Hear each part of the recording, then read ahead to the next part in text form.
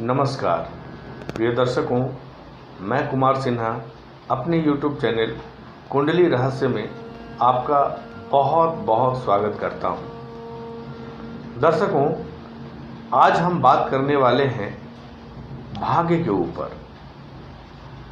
कैसे और कब, कितने वर्ष में आपका भाग्योदय होगा, कब होगा आपका भाग्योदय।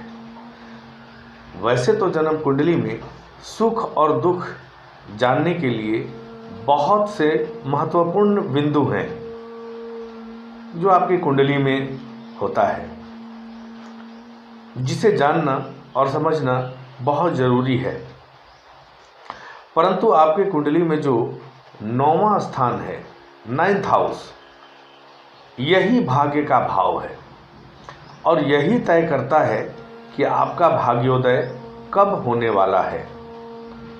कुंडली के 9वें भाव में जो भी अंक लिखा होता है वही तय करता है आपके भाग्योदय का वर्ष। सबसे पहले हम लेते हैं ग्रहों के राजा सूर्य को, यानी 5 नंबर से। हम आज 5 नंबर अंक से यह जानने और समझने की कोशिश करेंगे कि हमारा भाग्योदय कितने वर्ष में होगा। अगर आपकी कुंडली के 9वें स्थान में, 9th हाउस में 5 नंबर लिखा हो, तो यदि आपके भाग्य स्थान में 5 नंबर लिखा हो तो आपके जीवन के 24वें वर्ष में आपका भाग्योदय हो जाएगा या हुआ होगा। अगर वहां पे 4 नंबर लिखा हो, 4 नंबर यानी कर्क राशि, जिसके स्वामी होते हैं चंद्रमा, यदि वहां 4 नंबर लिखा हो तो भी आपका भाग्योदय 22 से 24 वर्ष में हो जाएगा।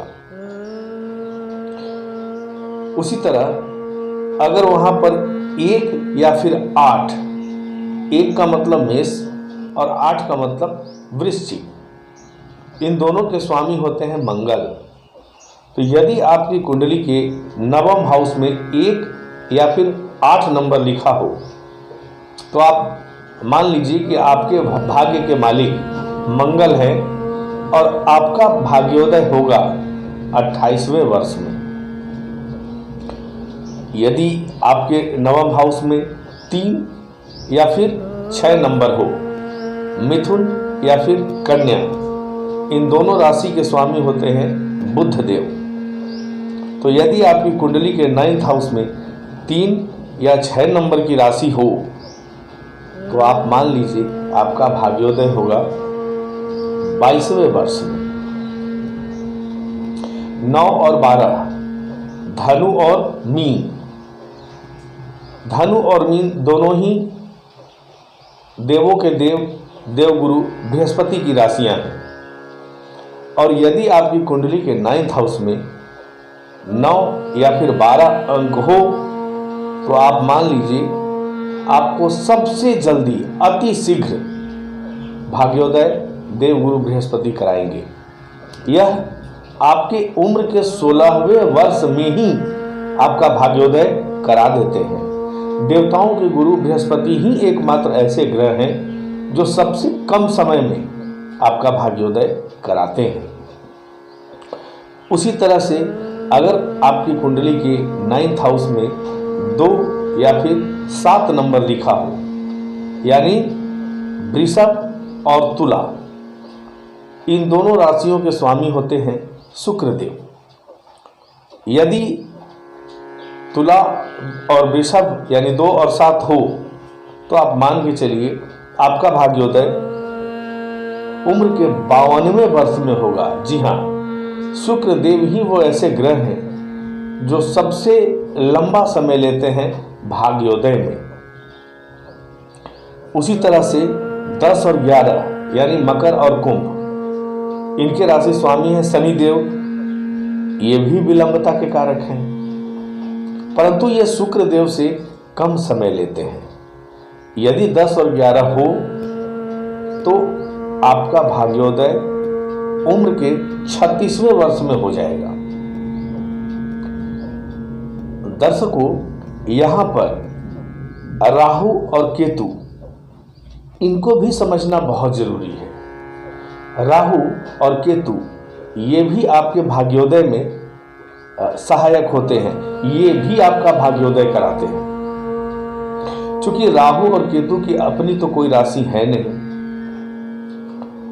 लेकिन राहु यदि कन्या राशि में हो, यानी कि कन्या राशि तो बुध देव की राशि है, मगर वहां पे राहु देव बैठे हो, यानी 9th हाउस में 6 नंबर अंक हो और वहां पे राहु देव बैठे हो और बल में बुध देव से राहु देव को ज्यादा बल प्राप्त हो,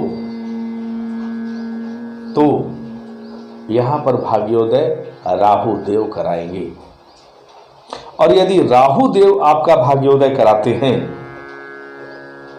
तो ये जीवन के 42वें वर्ष में आपका भाग्योदय कराते हैं। उसी तरह से केतु देव भी, क्योंकि केतु देव की अपनी कोई राशि है नहीं, लेकिन जब वह मीन राशि में बैठते हैं, क्योंकि केतु देव को बृहस्पति का छाया ग्रह भी माना जाता है, और यदि वो मीन राशि में बैठा हो, शुभ ग्रहों से दृष्ट हो, देवगुरु बृहस्पति से ज्यादा बलवान हो, तो यह भी आपका भाग्योदय कराता है। परंतु केतु आपका भाग्योदय कराते हैं उम्र के 48वें वर्ष में। दर्शकों, आज हमने जाना ग्रहों के हिसाब से भाग्योदय के बारे में। उम्मीद है आपको मेरा ये वीडियो पसंद आया होगा। अगर अच्छा लगे तो लाइक कीजिए, शेयर कीजिए।